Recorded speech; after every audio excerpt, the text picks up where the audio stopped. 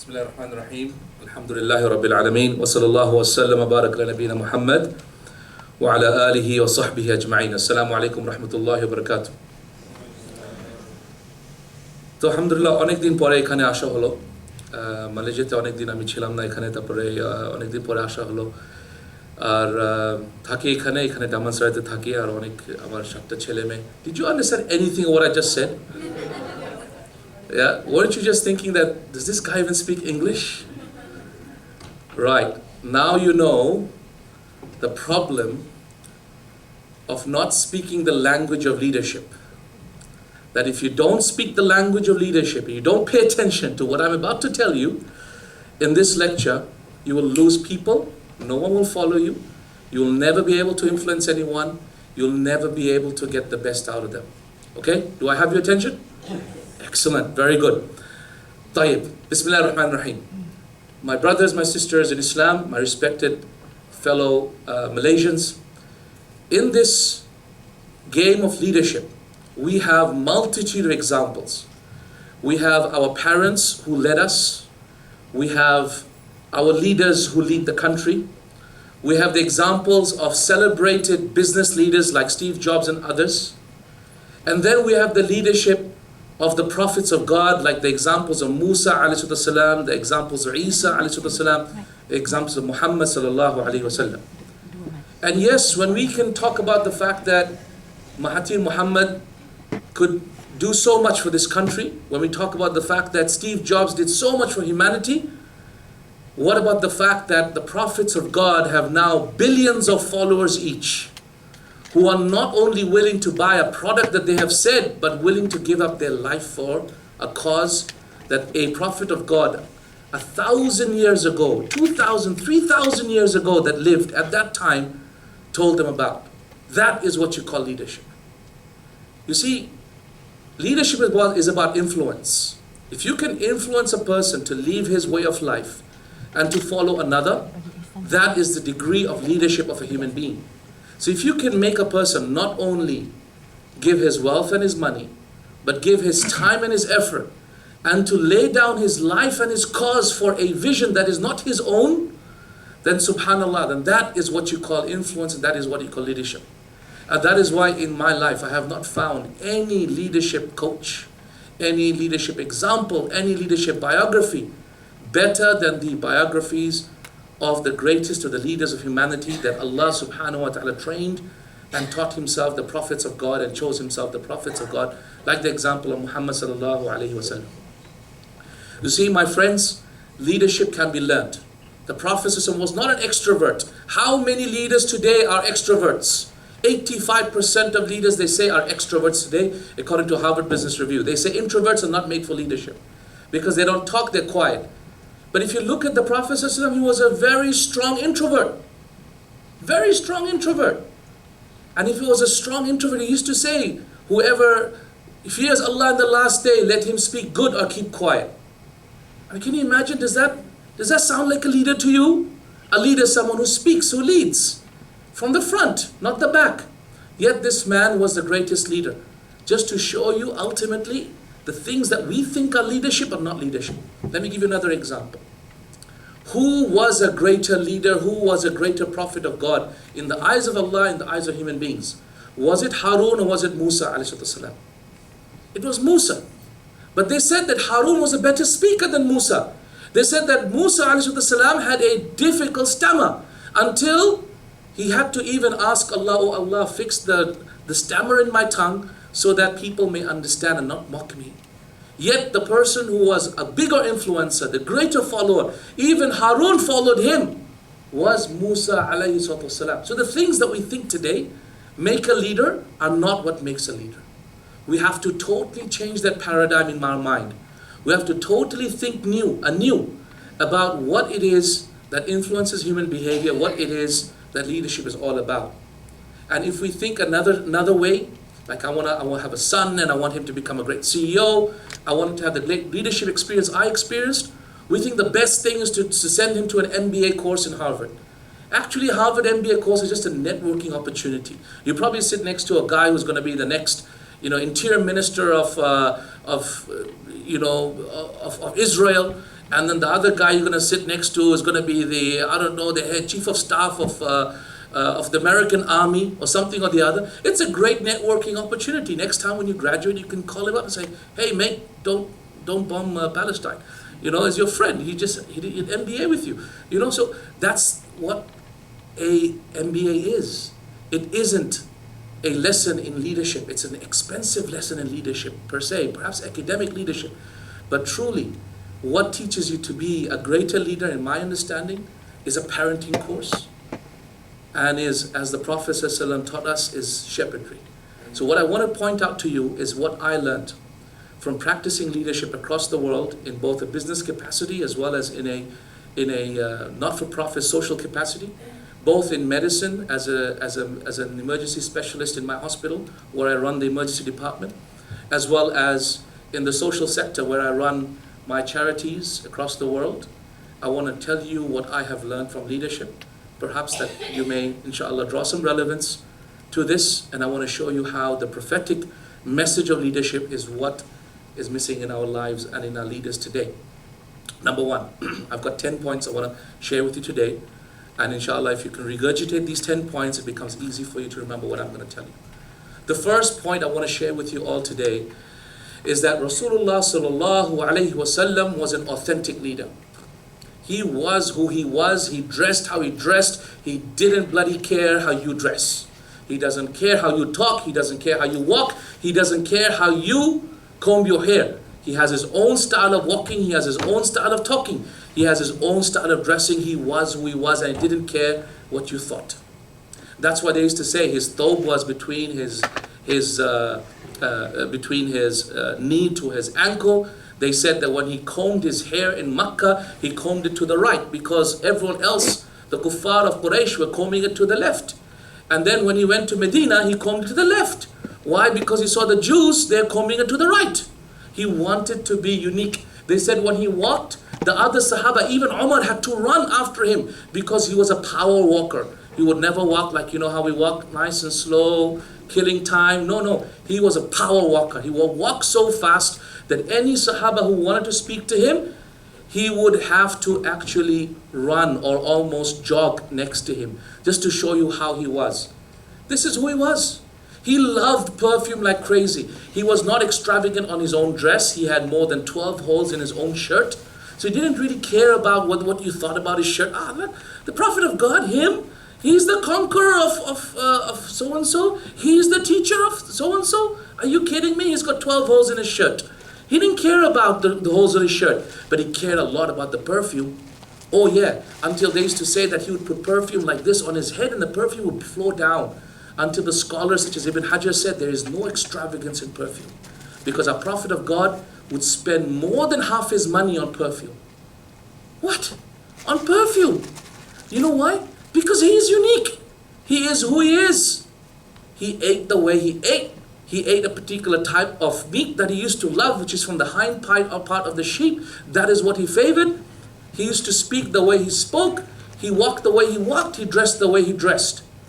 And you know, this is what makes a leader. The more I've thought about this, the more it became clear to me that the more you try and dress like others, imitate like others, talk like others, behave like others, the more people have blurry vision. Who the heck is my CEO? Who the heck is my chairman? Who the heck is my leader? What's my leader trying to be? He's trying to be a corporate US capitalistic CEO? Or is he my CEO, the one who runs my company, the unique Messinyaga company that we run?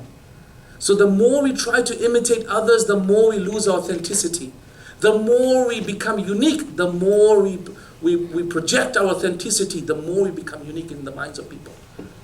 So I remember when I was a fresh graduate from Medina University and I was coming and speaking in the Islamic sector, I asked a scholar who is a philosopher, a great scholar of Islam, and I asked him this question. And I said, Sheikh, do you have any advice for me?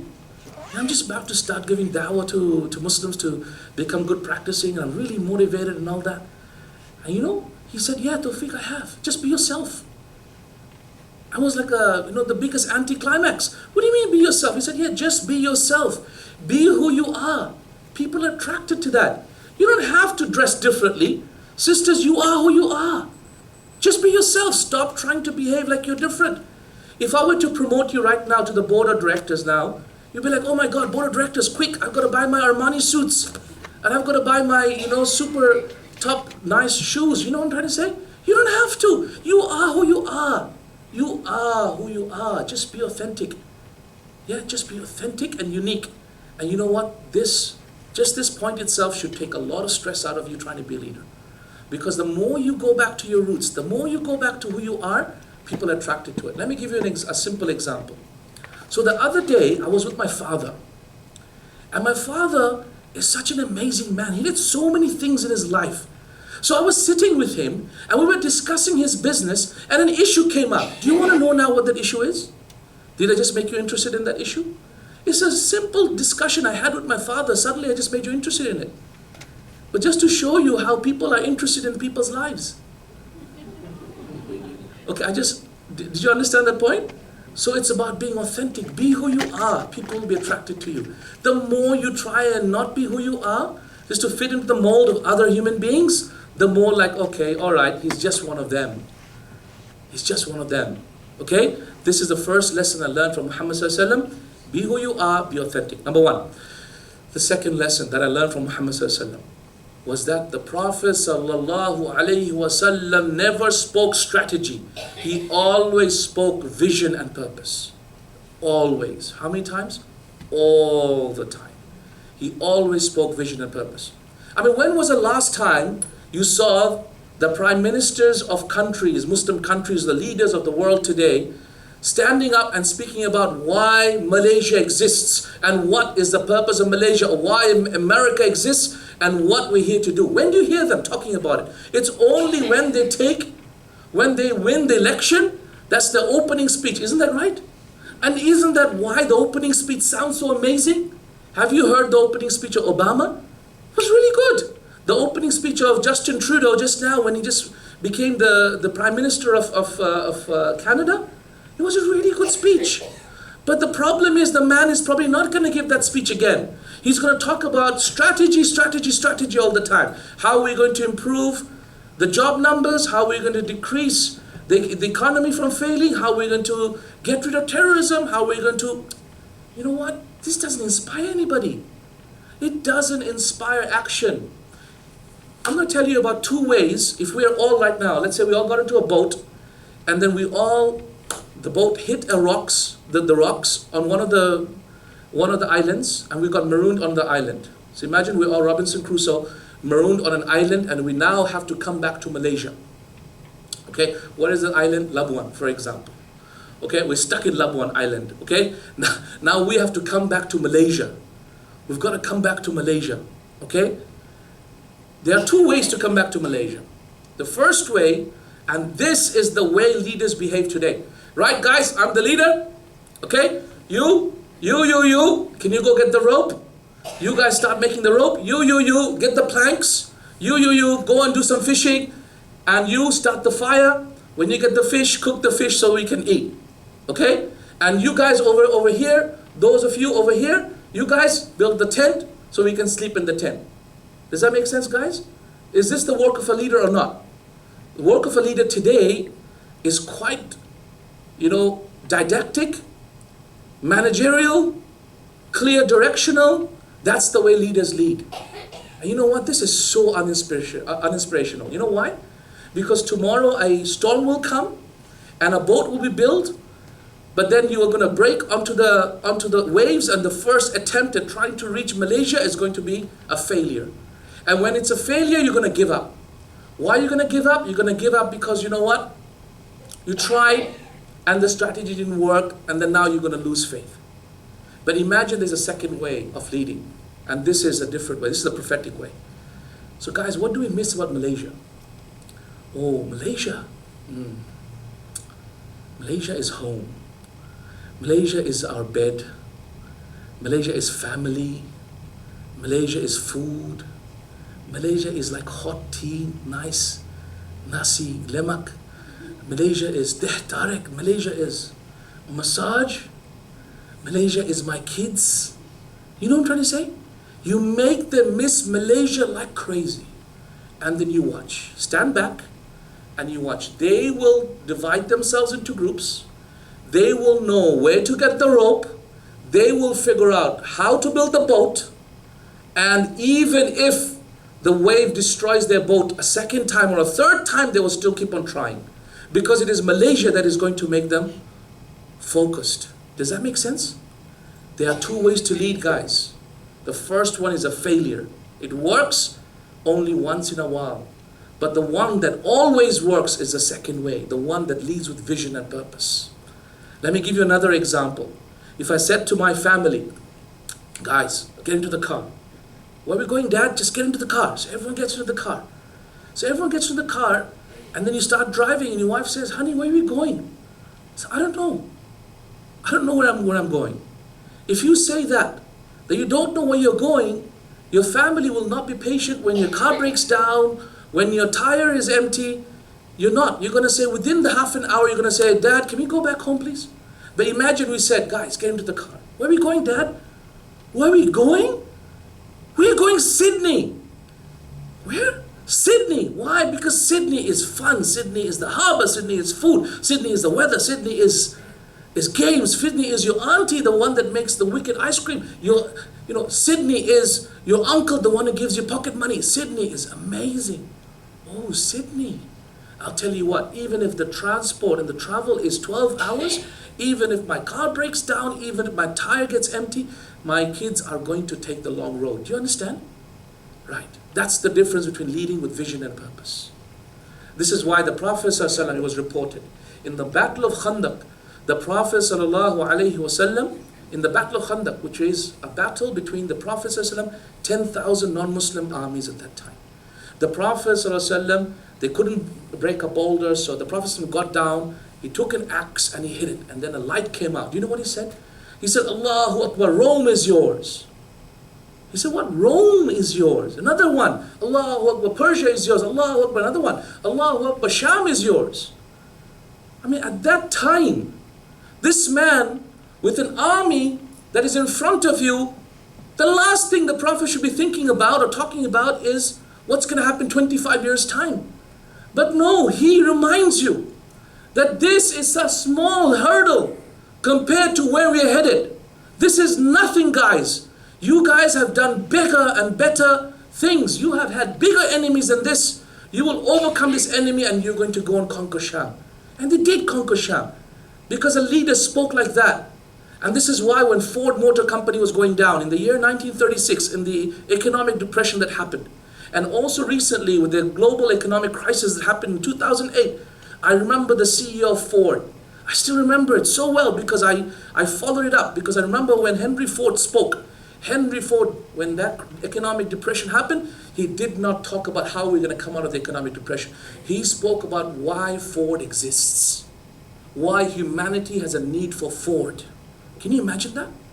In the same way, in the economic crisis 2008, which one went down more? It was GM that went down. General Motors has suffered a lot more than Ford. Ford said we're going to come out of this crisis because we exist to help humanity go from one place to another. We are the cause by which a father meets his child, he said. We are the transport by which a lover meets his lover. Do you understand? This is how he spoke. I mean, when they speak like that, guys, things fall into place. It does things to a heart. Imagine you get up in the morning and you say, guys, you know what? The chairman says the vision of the company is, you know what? We're here to make, we're here to make our customers happy and increase shareholder value. This is the purpose of the mission of Messinyaga, for example. I don't know what it is. Are you going to jump out of bed? Are you going to jump out of bed on Monday? Yeah, I can't wait. For what? To make my customers happy and to increase shareholder value. Oh man, brushing your shoes and ironing your clothes very hard. Is that what's going to make you jump out of bed? Come on guys, it's true. I know we're laughing about it because it's not going to make you jump out of bed. Imagine we said something else. Guys, Messinyaga, we exist for a cause. We exist because the Prophet ﷺ, or Allah said, وَعِدُّ لَهُمْ مَسْتَطَعْتُ مِنْ قُوَّةٍ. Prepare for your enemies what you can from strength. Today, IT is strength.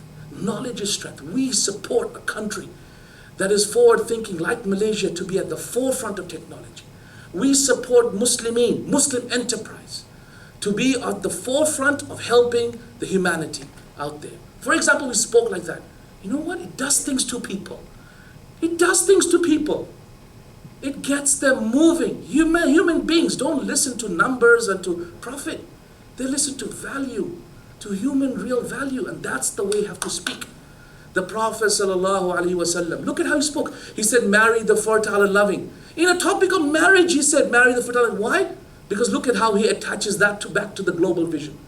So, فَإِنِّي مُكَاثِرٌ بِكُمُ الْأُمَمَ يَوْمَ الْقِيَامَةِ, for I will compete with the prophets on the day of judgment for the largest followers. Can you see how one action, he joins it to the ultimate vision? And that is how we do it. If an employee can tell you why he's cleaning the floor, if I go now to an employee down here, and he says, so why are you cleaning the toilets? If he gives me a simple answer like, oh, I've got to feed my kids, that means we haven't done the job of telling him why he's doing it. This is why I still remember in the Smithsonian Institute. In the Smithsonian Institute, the Harvard Business Review did a review of the Smithsonian Institute, which is a massive museum.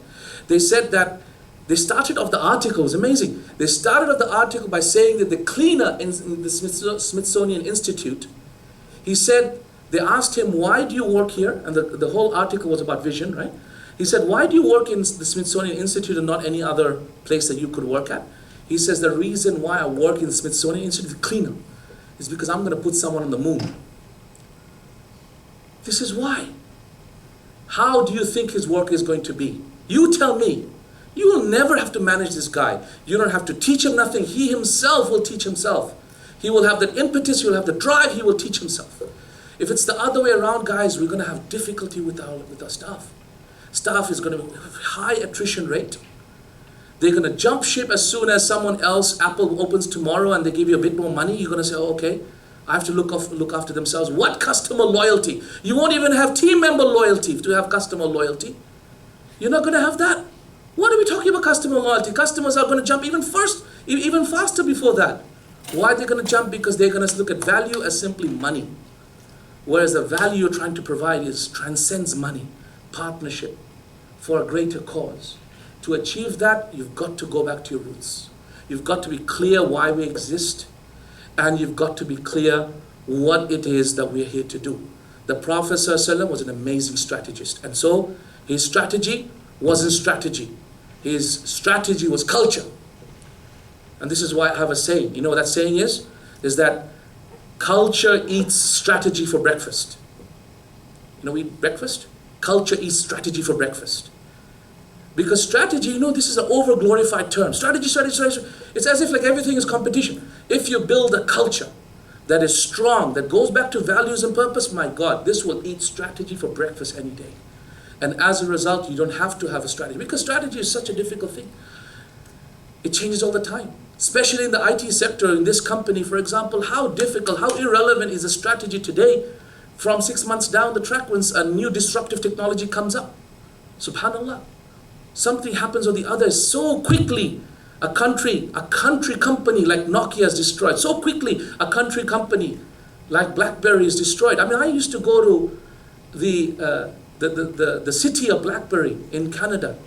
Now, subhanAllah, it's so deserted because you know what? Who goes there anymore? It's like a country closes down. City closes down because a company closed down. You see this, you witness this. This is because they focus on the strategy before they focus on the culture. The culture is a mixture of vision, purpose, and your values. And you create this in your organization, and by Allah, you will have an amazing, amazing level of work from the people. طيب. This is so the Prophet ﷺ had an ultimate vision. What was his ultimate vision? That I will compete with the prophets on the day of judgment for the largest numbers. Another ultimate vision he had, wallahi, there's not a single brick of a house of brick or mortar or clay except that Allah will enter Islam into it. Look at how he spoke. He gave the ultimate vision. 25-year vision. What was his 25-year vision? Like we have a grant. We call it 25, meaning that it's our long-term vision. What is our 25-year vision of the Prophet ﷺ? It's true. It's simple. He said, Syria is yours. Sham is yours, he said. He said, Persia is yours. What was his 5-year vision? He had a 5-year goal too. What was it? I came across over 70 hadith of the Prophet ﷺ. Oh Allah, give us Makkah, Makkah. Oh Allah, give us Makkah, Makkah. He was focused on getting Makkah because he knew that once you get Makkah, you conquer, you take over Al Jazeera. You take over the Jazeera, then alhamdulillah Islam spreads. Does that make sense? So he knew his strategy was his vision, and that was very clear through the culture that he implemented. So remember guys, every single time you have a musibah, you have to start talking vision value. And this is not just the chairman of a company. This has to be every single one of you. You are all shepherds. You all lead a function. You all lead a unit in your company. You all have to speak like that. You have to go to unit and say, guys, why does the HR Human Resource Unit of Missinyaga exist? We don't exist simply to just hire and fire people. We are here to preserve the culture of Missinyaga. Human resource are the vanguards of the culture of Missinyaga. They hire the people that fit the culture, they fire the people that don't fit the culture. You are vanguards of the culture. This is how you speak. When you speak like that, it creates certain behaviors in the people that transcend any training or any sort of reminding. Bismillah. This is number 2. Number 3. The Prophet ﷺ, he became the perfect leader by perfecting his values. If you want people to listen to you, you have an audacious idea that you want to make Missinyaga the #1 IT company here for Malaysia, for example. You have an audacious idea. No one's going to believe you. No one's going to believe you. They're going to say, what are you talking about? What Missinyaga? When I can provide half the cheaper solutions in India, why would I even do this? For people to believe you and your vision, they have to believe in you first. So you have to become believable. People didn't believe in Rasulullah's vision. They believed in Muhammad first. So therefore you have to become a human being that is believable. Shahreed, if you want your wife to listen to you, to what you say, she ain't gonna listen to you until you become believable to her. You are a man of your word. Yeah? You are always on time. You are not stingy with money and you are generous in giving. You are merciful when you are hurt and you're harmed, and you're forgiving when others hurt and harm you. Does that make sense? These are higher values. When you uphold them, the people will say, you know what, Shahri is a fantastic man. Next time Shahri comes to you and says, Sheikh, I got a great idea. What is it? We should be doing this. You know what? People will say, you know what? I believe you. Let's do it, Shahri. That's because you earned my trust, because you are who you are. But if you are a bad person, you don't even come to work on time, you are unethical with your behaviors, what integrity? You don't even have the eye of integrity. Okay? If that is who you are, it doesn't matter you come with the most audacious ideas, no one will believe you. And that's why the Prophet ﷺ was believable, because he was who he was with his values. So, lesson number 3 is perfect your ability to influence people, perfect your ability to have your message heard by perfecting who you are as a human being, by upholding the highest of values. Okay, this is my third advice to you. And this is why no one will ever believe a person, okay, no one will believe a person's vision until the leader becomes believable himself. Right, that's 3. Number 4, the fourth advice I have for you, which is an advice that is from parenthood, parenting. Have you ever noticed a parent who eats before his children? Is there a parent that ever eats before their children? Is there a mother that eats before her child? Wallahi, I don't think such a thing exists. That would be a blind mother, probably can't even see the kids. Okay? But such a thing does not exist. And you know what? That's why the kids rely on the mom. Why? Because they see the mom will always prefer the children to herself. And that's why even when the mother hits the child doesn't run away. Child still comes back and says, sorry mom, come back, I need you. Today, our leaders eat first. Isn't it true? The leaders eat first. Who gets paid first in all of Malaysia? Now you're all going to think, okay, it's the Prime Minister gets paid first. Okay, perhaps, who knows? But really, who gets paid first? In Mercy Mission, I get paid the last. Absolute last. If I don't get paid the last, my finance minister is in trouble. My finance guy is in trouble. In fact, the rule in Mercy Mission is the higher you are as a leader, the later you get paid. The lower your salary, the first you get paid. over others. This must be known. And if there's a cash flow crisis, then my salary gets delayed, but no one else who is less than mine must ever be delayed. When I behave like that, does anyone ever care Abu Yusuf or the chairman gets higher salary than others? No one cares then. They only care when you took your salary. And wow, that's such a phenomenal thing. Because when you know, and the chairman, when you know that the CEO, when you know that the leaders of a region or a country or company or any group at all prefers you over them in terms of the timing, not the quantity. Quantity can be different because people don't care. Have you seen that when you invite others to your house, you are the host, you ensure everyone else eats before you. But have you noticed how sometimes there's more chicken left over for you? Yes? And people are like, wow, that was really good chicken. But they had their full. They don't care that you have double the chicken. Because you get to eat last. Do you understand what I'm saying? And that's the trick. That's the trick. Otherwise, if the heads of a company get paid at the same time as others do, they will never have that trust. And they will always complain, why the heck is he getting paid more when I have also 2 kids to feed and a house to pay? Do you understand? It is such a critical thing I've learned in my life. In fact, this is also the American Army's principle on how to train people to take a bullet for each other. So in the American Army, they taught their people, as you know, American Army is looked up as one of the best armies in the world in terms of leadership training. And they have phenomenal leadership training. One of the principles that they implemented, I'm going to talk about 2 of the principles that are also prophetic principles actually. One of them is that leaders eat last. This is their principle. The higher a leader you are, the later you eat above all the other chaps. So that, everyone sees that the leader prefers everyone else over himself. Does that make sense, everyone? And have you noticed in those Hollywood movies, like, I don't know, a submarine movie where everyone eats first and then the leaders of the submarine, they have their own nice dinner separately? Yeah? It's always afterwards. It's never before. Yeah, and this is so critical. You see, the Prophet ﷺ always did that. He was the thickest in battle, in every battle. And if you think the Prophet ﷺ could not die, why did he wear 2 armors? Why did he have 2 armors, 2 sets of armor on his body? Why did he have to have a headgear? Because he could also die. He could also be cut and bruised and bled. So he was the thickest in every battle. Ali radiallahu ta'ala who said, we used to seek refuge behind Rasulullah ﷺ in every battle.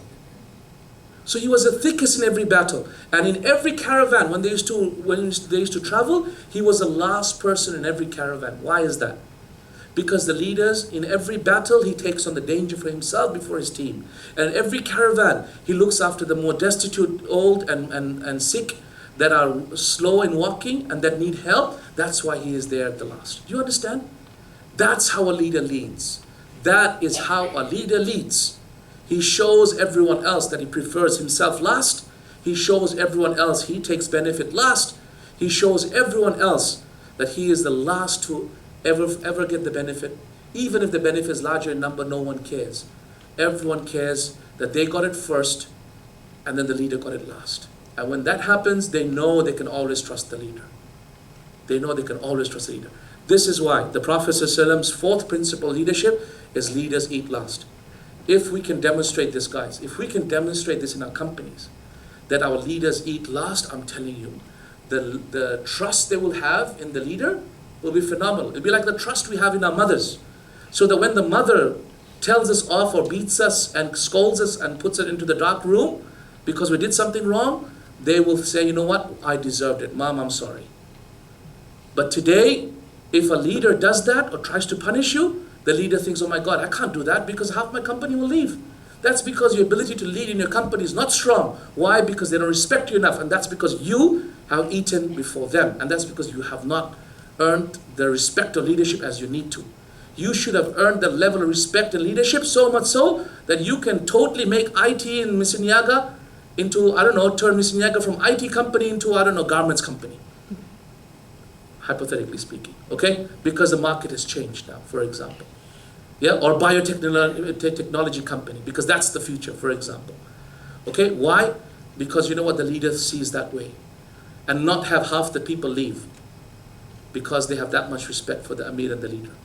Okay, that's number 4. Number 5. The Prophet ﷺ created urgency, unbelievable urgency in his team. And this is a massive problem in Malaysia. How do you create urgency in a people? Massive problem. You know, I had CEOs of banks coming and telling me, Sheikh, I don't know what to do. The Chinese are always on time. But my staff, and she runs an Islamic bank, or the Islamic side of one of the conventional banks.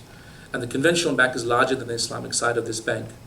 And her problem was, when she was speaking to me, was that, subhanAllah, yani, the conventional organization was moving so fast, but her own staff would give excuses like Ramadan would be half an hour late, you couldn't even tell them off.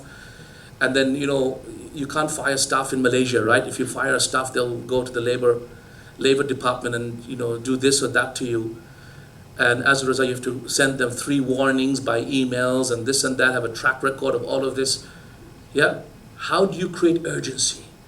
How do you make people think like, what do you mean come at 9 or 9:30? You come at 7 o'clock because we've got a meeting to do. We've got an important thing. How do you create urgency? The Prophet ﷺ created tremendous urgency. How did he do that? How did he do that? In fact, there was a Harvard Business Review article that recently came out, okay? It was in 2014, and one of the professors called Kotler, he is a professor of strategy and business design and human behavior in Harvard. He said, listen to what he said. He said that the difference between an employee that has urgency, the right level of urgency, and an employee that has no urgency at all is double the effort. Double the effort. But he said the remuneration, the salary increase that he had actually done, Fortune 500,000 employees, he had done a review. He said the salary increase between a higher performing employee that has urgency from an employee that doesn't have urgency is only 30%. So what his conclusion was that we should just fire anyone who doesn't have urgency, only keep those employees that have urgency and pay them at least 30% more so they're happy to stay and work on harder, and you'll still get double the effort. Fire half the that was his, you know, was a radical idea that he had. And you know what? That makes a lot of sense. It makes a lot of sense. This is why the Prophet ﷺ conquered the world with such a few people. Because it was urgency, you see? It was urgency. How do you, what, you know, by the way, when we talk about urgency, some people think it's anxiety. Urgency and anxiety are two things. Anxiety is like, you know, that's different. Anxiety is perspiration, heart thumping, it's supraventricular tachycardias. It's about, you know what I'm saying? That's different. That's anxiety. This one you need to see the doctor, get some Stelopram, 50 milligrams once a day. That's different. Yeah, you need lithium. You need medication for anxiety. That's different. This is, I'm talking about urgency. And if an IT company, and if a company right now today in the global sphere that we are, and every company is global now, even us, the organizations, we're global already. You can't, your competition is no longer the next IT company. Your competition is the simple company that down in Bangalore is going to be your competition. Because they are moving into your sector. So at the end of the day, if you have no urgency, ma'as-salama, see you later, guys. It's true. You have to have urgency. How the heck do we build urgency? How did the Prophet build urgency? Okay, so the Prophet spoke about Jannah and Jahannam. He spoke about Jannah and Jahannam. Jannatin arduha as-samawatu wal ardu u'iddat lil muttaqin. Jannah in which they are this and that. Why do you think the Prophet of God and the Quran explains in detail what's in Jannah? Like Hurul Ain and the rivers and the servants of God and the little servants like children that will be serving us and the goblets of wine and the beautiful crystal. Why does he make that? Because he wants to make the reward real. And it's real now. We know it exists, but it's real. And that's what drives us. It is this that drives us all, creates huge urgency. The other opposite, the carrot and stick approach, right? So you've got the carrot, which is Jannah, and the stick approach. What is the stick approach? Jahannam. Ya Ikhwani, Jahannam. And he described Jahannam in great detail in the Quran too. Massive detail of how bad Jahannam is, how it's going to burn our entrails, how it's going to... If it doesn't create urgency in a believer's heart, who else? What else? Right? And then the Prophet said, أَكْثِرُ مِنْ ذِكْرِ hadim al-ladhat al-maut. Increase in the remembrance of the destroyer pleasures, death. Creates urgency, doesn't it? Creates urgency. In a company context, how do you create urgency? Well, there was a CEO that I once was training, and he told me something really interesting. You know, I tend to learn a lot from my students than I sometimes learn from myself. And he taught me something. You know, he said, Dr. Tawfique, there was one thing that I learned myself in my other companies that I led. He said, I learned that if you can show me your reward policy in your company, I will show you how your company behaves. I said, you know what? That is so phenomenal. So if your company, for example, the reward system is, okay guys, because we got Ramadan, Hari Raya, you're going to get a bonus. There's a Hari Raya bonus. Have you heard of that? Some companies give a Hari Raya bonus. Those guys destroy their company. They are the first problem in this destruction of the company. Why? Because just because there's Hari Raya, you're giving a bonus. No. Reward system must be attached to outcome and results. If rewards are not attached to outcome and results, you're going to have disaster in the company. People are going to think that I can grow in the company or get more money simply by doing nothing, just by existing. And that will be disaster. And this is why, tell me about the reward system of your company, I will tell you how your company behaves. So lesson number 5, create urgency by creating a very robust reward system that rewards urgency, that rewards outcome and results, that punishes apathy, that punishes waste. Does not punish innovation, no. Only punish waste. Don't punish failure. Because failure is going to happen when you have innovation. You're going to have to fail. You will fail. But punish, Punish undue use of resources. Wastage of resources. If you're wasting resources, punish that. But failure, don't punish. Otherwise, if you punish failure, people will not even try new things. You want them to try new things. Never punish them for trying new things. Punish them if they waste things, right? But reward them if they win. So in Mercy Mission, we have a reward policy. Anyone who puts the hard work and gets a result gets a full 1 month's bonus. Anyone for Ramadan, okay? Anyone in Ramadan, because that's when we have 75% of the income of Mercy Mission coming in from the revenues of donations, right? So anyone who puts in the hard work and gets the result and the goals he set for himself gets a full 1 month's bonus. Anyone who puts in the hard work and does not get the result gets half a bonus. Half a bonus. So therefore they know that hard work is always rewarded. But hard work with good thinking, strategic thinking, is more rewarded. So they work even harder strategically. Does that make sense, everyone? It's your reward system. Fix your reward system, people will tell you. Number 2, the second thing. Second way to create urgency. Have you ever played a basketball match where you don't know the score? Or a futsal match where you don't know what the score is? Or the score is so outrageous no one even cares about the score? You know what? If you play that game, you realize no one cares. So the second way to create urgency is share data. You must share data. In your office, if you're not sharing data, right, this is the number of clients that we have to meet this month. This is the sales target for the sales team. If they don't have that big fat wall on there, the data displaying how many and how far they are, and they got 10 days to go for the end of the month, they got 50 clients to meet. If they don't have the data, then urgency doesn't come up. You got to create eustress, and the eustress can only come if you share data. So number 2 is share data. Number 3 is halal punishment. Okay, by halal punishment, I don't mean like, everyone starts beating themselves and, hitting themselves with, no, I don't mean that. Okay, that's haram punishment. Halal punishment. What the heck is halal punishment? Okay, so the sahabah used to have halal punishment. And what they used to do is that Umar radiallahu anhu once, for example, he was late for his salah and he missed the salah in congregation. So he punished himself. How did he punish himself? He said to himself, I missed my salah in congregation because of this business that I was busy in, this crops that I was raising. As a result, he said to himself, I'm going to give that whole crop away in charity. So, halal punishment, guys. Think of a halal punishment that you can apply upon yourself and upon the employees and upon the unit. Okay, for example, we all agree that by the end of the year, if we succeed in this particular cause that we have set and these goals, then the reward will be that the whole unit goes off to Thailand for a holiday, for example. Okay? And the halal punishment is if we don't achieve even 80% of these results, then the punishment will be that we, for example, have to pay for the other unit to go.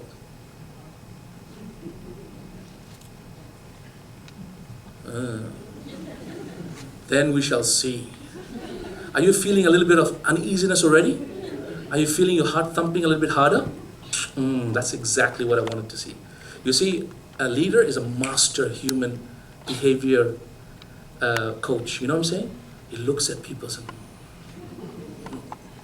oh, I know exactly how to make you move. You know, he understands. You know, he's a mastermind at human behavior. Become a mastermind, understand how human beings behave. And it's simple. That's why, you see, the best leadership coach is a mother. The best leadership training course is a parenting course. Because that's how you do it, right? With kids, you have little rewards.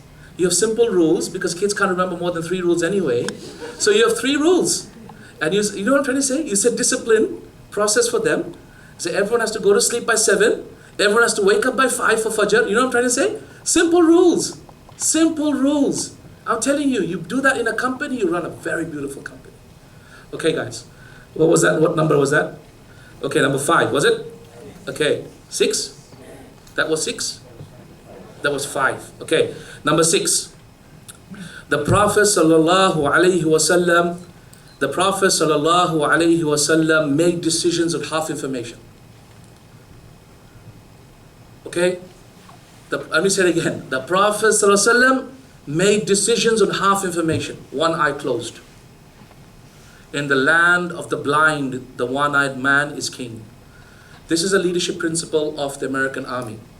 Because they said, and this is so true about your business in IT. Oh my God, I swear you guys should just implement the leadership principles of the army. Because you know why? Because what they said is research shows that in a war situation, which is very competitive, right? At any point, they're killing you, they're bombing you, they're shooting at you, they're destroying you, yeah? The biggest danger in that situation is inaction. It is not action. Yeah? The biggest danger is inaction. To just do nothing is the greatest danger. In also emergency field, like I'm an emergency specialist, my training is to save a life in the first 6 hours, whatever it may be. A child comes in choking to death, or a man comes in electrocuted, another pregnant woman comes in, she's been smashed by a truck. I have to save her life in the first 6 hours. Does that make sense? That's my training. I'm telling you, I have to save a life in 5 minutes. If I don't know my systems, if I don't know how to do it, then I will lose human beings left, right, and center. But we are very good now at saving lives with Allah subhanahu wa ta'ala's help. Right, guys? And the point is, why? Because we make decisions of half information. I ain't got time. 5 minutes. I can't do CT scans. I can't do x-rays. I can't do bloods. I ain't got time. I am looking and I'm making decisions. Knowing that some of my decisions may be wrong. Because before I do too much wrong to the patient, I'm reevaluating again from A to A, B, C, D, E.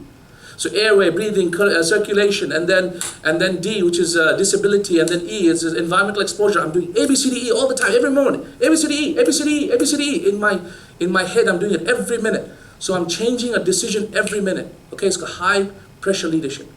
And so guys, and it's like, I call it high altitude leadership. It's like going up on a Everest mountain. There's a massive storm coming, and you have to save your team from all getting destroyed from an avalanche, right? And this is what's going to happen unless we also have a similar attitude in IT. Because at the end of the day, if you don't create ability to make decisions on half information, you're going to now be led into a way where, you know what, you're waiting for that feasibility bloody report, whereas it's going to take 3 months to produce. Who the heck is even going to read it? Even the CEO's not going to read it, chairman's not even going to read more than the abstract. He's not even going to see, you're just doing it for vanity. You're doing it so that you come to that bloody meeting so you can put a big fat 200-page report in front of him and say, hallelujah, I did a great job.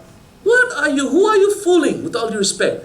You don't need all of that. You need a 2-page proper study full of proper detail, and you must know your stuff, and you show it in a 3-hour meeting. Then decisions are made, half information. Half information, with the knowledge that you could be wrong. Do you have the ability to make decisions half information? Or are you the type that needs nth detail? And you know, in Malaysia, I found a lot of people are the other way. They need a lot of detail. Have you noticed that? Oh, musibah, musibah, musibah. You can't do that. You can't. The Chinese are kiasu, moving fast. Have you seen them? It's not that they're not making mistakes. Of course they are. 10-20% of their decisions and their purchase are whatever it is in business are wrong. But you know what? They're winning. The 30% of the population here, they control 60% of the economy. Why the heck are they controlling it? Because they're kiasu. They're quick. They're fast. They know if they make a mistake, who cares? It's 1 in 10 mistakes. Who cares? We are so afraid of making a mistake that we don't even make a decision. And that itself is a failure. And believe me, if there's a reason why we will fail in business, it's because of indecision. So please, learn from your Prophet ﷺ. In fact, we find the hadith of Rasulullah ﷺ, many examples where we made decisions on half information, especially when it was critical decisions. Of course, when we sometimes decisions, we have a lot of time to make, right? Certain decisions, shall we move to here, shall we move to there? You know, we got 6 months to decide whether we're going to open up a big office in Johor Bahru or not. That's different. I don't need you to make a decision 3 hours for that. That could be 6-month decision, right? But no, we're talking about something else. Okay, we're talking about now, or even you could take 3 years to make a decision. Are we going to go into United States or not? Should we going to open up Miss Niaga in United States or not? You know, that could be a 3-year decision, not a problem. But I'm talking about most other decisions can't be that it requires research reports. And you know, I spoke to guys in Petronas, and they were telling me that paperwork after paperwork after paperwork, and the reports that you have to write from one department to another is killing the company. It's like, man, Petronas has to become a lot more agile and quick and fast. Otherwise, how is it going to succeed in this post-depression world wherein the price of oil has fallen and might fall even further? Right, guys? So subhanAllah, you're not going to, especially with fracking coming along, with 200 years of oil that now America has, Malaysia is doomed. Petronas is doomed. It's doomed unless it changes its policies and the way it works. You have to change. You have to change. You have to get people to be happy with half information. And with the knowledge that you're going to make mistakes. And bi'idhnillah, with time, you will begin to make better and better decisions. You know, 1 in 3 will not be a mistake. 1 in 5 will be a mistake. 1 in 6 will become a mistake. Until it becomes 1 in 7 becomes a mistake. Until 1 in 10 becomes a mistake. Does that make sense? But you have to be ready to accept failure and mistake, knowing that indecision is far worse for the company and for yourself than nothing else. Right, guys? Wallahi, you know, I got to tell you something about myself. My kids, I have 7 children. They grew up. Kids grew up, right? The other day I saw Yusuf was 6 feet and I'm like 5'9". And he's like, what the? When did you grow up this much? You know what I'm saying? The kids grow up faster than you can think. And you know, before I knew it, before I built the school that I wanted him to study in, before I made him memorize the Quran, because I always said to myself, I'm going to make him memorize the Quran, which I never got to do whilst I was a kid. When I said all this before, it was too late. Inaction was the result of my child now being 14 years old, haven't memorized the Quran yet. Because I was procrastinating. Yeah, I'm going to put him in a good school. Yeah, I'm going to put him in a good school. Yeah, I'm going to put him in a good school. You know what I'm saying? The procrastination is far worse than me having put him into some sort of Islamic school and him having learned some of Islam. Do you understand, guys? And you watch in your life, the biggest mistakes are not usually the ones where you made a decision. It's where you never made any decision at all. And it's usually the biggest fault. And that's the one that you must avoid. Are we clear about this one? Right. Number 7. Okay, last 4, inshallah. The Prophet ﷺ had the courage to go against his team. Okay, I'm going to talk about courage now. The Prophet ﷺ had the courage to go against his team. Okay, you know, today leaders behave like an election. Everything's an election. I tell my leaders, I say, why the heck are you behaving like a politician? You already elected, for goodness sakes. I made you the head of your department. Now go and lead. You know how leaders behave like a politician? This is how they behave. So they want to bring in a new strategy or some sort of new policy at work. And like, okay, So they say, okay, guys, what do you all think? Some of them say, ha. And others go like, yeah, okay, yes, no.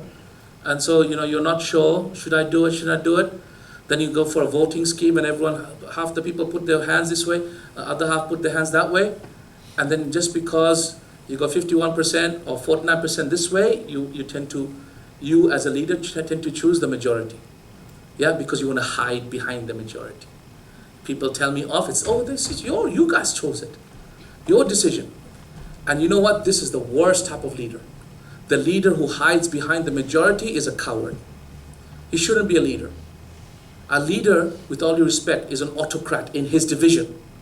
In his division, you are the Amir, go and make a decision for the maslahah of your team. Yes? It's not to say you don't take advice. No. Must take advice. Must take a lot of advice. Yes. But then have the courage to go even against the whole team. The Prophet ﷺ did this many times. Where did the Prophet ﷺ make decisions that swam against the whole tide? Number one, Hudaybiyah.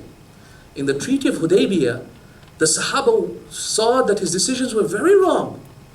But he stuck to his guns because he knew that what was important for Islam was a situation of cold war, not a situation of active war with the Quraysh, so that Islam could flourish, right? And so as a result, Islam flourished. Within 3 years, they took over Mecca. Subhanallah. So he was right. His strategy was right. And Allah validated that through a surah in the Quran, Surah Fath. Inna fatahna laka fatha mubina. So at the end of the day, the leader must have a courage to swim against the tide. Another example, the Prophet sallallahu alaihi wasallam, right? When he decided to go to Battle of Uhud for battle. Initially, he wanted to stay in Medina. But the overwhelming opinion at that time was, no, Ya Rasulullah, we should go out and fight these because, they won Battle of Badr, so they were courageous. They thought, let's go and defeat them in Battle of Uhud. So they thought, no, we're going to go Battle of Uhud. Then when the Prophet put the armor on his body, the other Sahaba changed their opinion. Now the opinion became total opposite. No, let's stay in Medina. You see, this is the problem with following majority opinion. Is that majority opinion changes over time, over context. It changes over time. You can't follow majority opinion. Not in leadership. You can in choosing a leader, but you can't in the individual decisions of leadership. This goes back to the Amir and to his final decision, and that's how he should be. And that's why have the courage to swim against the tide. The Prophet ﷺ, after the tide changed and they wanted to stay in Medina and he had put his armor, he said no prophet of God has ever put his armor on, except that he will never put it off until he has fought a battle. So therefore, he decided to again go against the tide. You know what I'm saying? Amazing, amazing. This is correct. This is courage. This is the leader that we want to follow. Otherwise, if you're going to be willy-nilly, hoo-ha, this way, left, right, center, voting, everything's a voting, man, you're a politician, man. You should go for politics. Don't go and be the CEO of a company. It's true. There's something else you should be. Definitely not a CEO. Do you understand what I'm saying, guys? A leader has the courage to swim against the tide. Yeah? And that's why people will follow you if you're swimming against the tide, even if you're wrong. And Islam tells us to follow the leader even if he's wrong. Okay, to some extent of mistake. Some extent, not the full extent. Like if a leader, for example, prays Dhuhr 5 rakahs instead of 4 rakahs, you should not follow him on the 5th rakah. But if a leader misses the first tahajjud, first tashahhud, right? Should you not follow the leader? You should follow the leader. Isn't that right? You should follow the leader. And that's why Islam shows you guys, at the end of the day, follow the leader. Today, if Malaysia declares tomorrow to be Eid, based on whatever calculations, imagine they were mistaken. Imagine it was not going to be Eid tomorrow, the day after. Still, Allah will still take us to account because we must follow the leader here. So, Ikhwani, this is the principle of Islam. It's very important. Make the decisions, even if it goes against the tide. Okay, number 8. The Prophet sallallahu alaihi wasallam, he always took care of his earliest followers. Wow, this is important. Every 5 years, people want to leave the company. They said in Fortune 500 companies, no one lasts more than 2 years. They said 50% of the senior workforce changes every 2 years. Can you imagine that? Fortune 500 companies, that much attrition. How do you make sure that you don't have this attrition? Well, you look after your earliest followers. The people who followed you earliest, they're the ones who should be rewarded the most and you should be respected the most. Why? Because no one believes you. People will believe you only when they see other people following you. I remember seeing this YouTube video of this boy in a park who was dancing around. He had no shirt, he had pants on. Little boy, some music was going on, he was dancing around in a very wicked way. It wasn't, some sophisticated dance, Bollywood, Hollywood, nothing. It was just his own wicked dance that he and his shaitan invented. Okay? So he was dancing around in a very wicked way. So people were for 5 minutes looking at him like, what the heck is this guy doing? Dancing in a very, is he crazy? Is he spastic? So, subhanAllah, they're looking at him dancing. Within 5 minutes, 2 other boys joined him. Okay, 2 boys. The 5th and the 6th minute, 2 other boys joined him. They also started dancing in a very wicked way. Within 7th and 8th minute, the whole park joined them. What had happened? Well, what happened was for the first 5 minutes, everyone thought he was mad. This is the Prophet ﷺ as well. They all thought he was mad until Abu Bakr joined. And then Uthman joined. And then Ali joined. And then so on so joined. Does it make sense? And that's why he looked after the Ashra Mubashirin. Why? Because they were the ones who added legitimacy to his vision. Until he even praised them and he said they're in Jannah. So people know who to follow because they are the ones who add legitimacy to his vision. Does that make sense? Right. So this company, if it's to succeed, must look after its original people. Because that adds legitimacy to its principles and to its vision. And this is how you understand that something will continue and will grow, inshallah ta'ala. This is so, it's very important, wallahi. Learn this a lot from the Prophet ﷺ, and every time I've lost a senior people or someone who's been in my earliest team, that's when it hurt me as a leader across the whole organization, more than anything else, more than a silly decision that I made. Okay. Number 9, the Prophet ﷺ constantly trained his people. Constantly trained his people. The number 1 measure of leadership is how many leaders you leave behind. How will you know Abu Yusuf was a great leader, Tawfique was a great leader? You will only know how many leaders did Tawfique leave behind. This is why Sun Tzu says in the art of war, a leader is measured by the number of leaders he leaves behind. It's true. Therefore, a leader's number 1 responsibility is how many leaders has he left behind. When I was a junior leader and junior CEO, many, many years ago in Mercy Mission, I used to spend probably 10% of my time, 20% of my time on human resource, on building people, 50-60% of my time on strategy, and 20% of my time on funds and finance. Do you know now that I'm more senior CEO and I've been running this company for a lot more longer, I spend probably 60-70% of my time on human beings. Only 20% of my time on finance, and only 10% perhaps on strategy and what we should be doing. Does that make sense? The more senior you become, the more you realize where value lies. It's in people, stupid. Yeah, it's in people. Aussies, we swear all the time. So, it's in people. You have to raise people. And that's why they say that if a CEO has time for 3 things, he should do 3 things.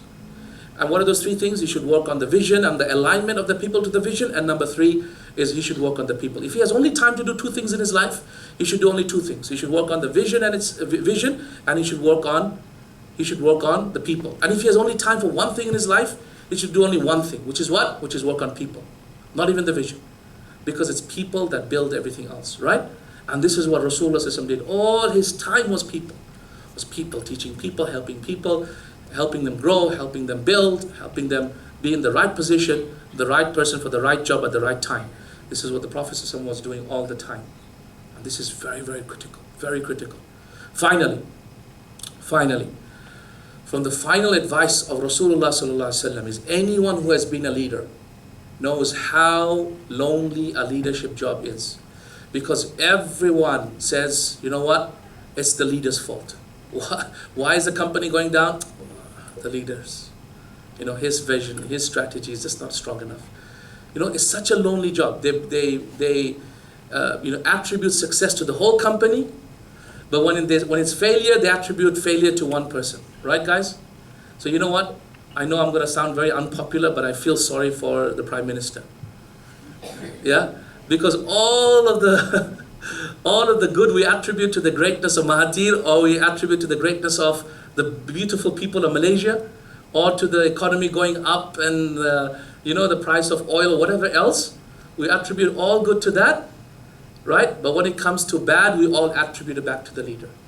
So when you see Najib feeling a bit sour and he's got that grin on his face, feel like, man, I feel his pain.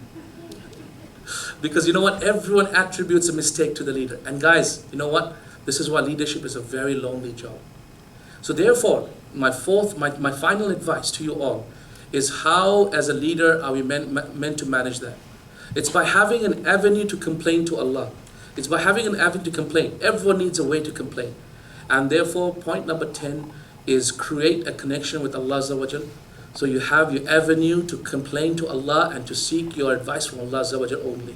Sheikh al-Islam ibn Taymiyyah rahimahullah used to say that when I used to find my life confusing, I couldn't make a decision. It's too many issues. This one saying that one saying that. Decision making is so hard. He would simply sit down and he would simply make tawbah 1,000 times. Istighfar 1,000 times. And he used to say, for far too many times we try and think about an issue when we should be making dhikr. Yeah? And guys, you know what? I have to do the same things. Recently, for example, I'm building my second school now in Kuala Lumpur, and I'm working on a university, to work on a university plan, and there's at least 100 million ringgit decisions that we're making now in the next 2-3 months. And when we're sitting down to make these sort of decisions, it's very difficult. I've not done this before. I haven't built a university before. So it's a difficult job, and it's difficult decisions, and people looking at me like, Abu Yusuf, what is he going to say? Is he going to destroy my life? Is he going to destroy himself? Is he going to destroy Mercy Mission? Or is he going to make Mercy Mission, build a Mercy Mission, or create Mercy Mission? So, it's very difficult. What do? You know what? You've got to go back to Allah. You've got to rely on that. I was in Turkey the other day, and I met one of the parliament people, after the ACT party won. And I said, you know what? How the heck did Erdogan, I asked him a question, I said, how did Erdogan take Turkey from 145th economy in the world, 145th economy when Erdogan took power, this was 11 years ago, now today Turkey is number 8 economy in the world, number 8 economy in the world. How did Erdogan do that? From 145 to number 8, whilst bringing in Islam, whilst trying to bring in some Islamic policies. How did he do that? How did he do that? He said, you know what? We also don't know how he did it. But every time we ask him, he says, you know what? I pray tahajjud every day. Ask Allah. Allah tell me what to do. Allah tell me what to do.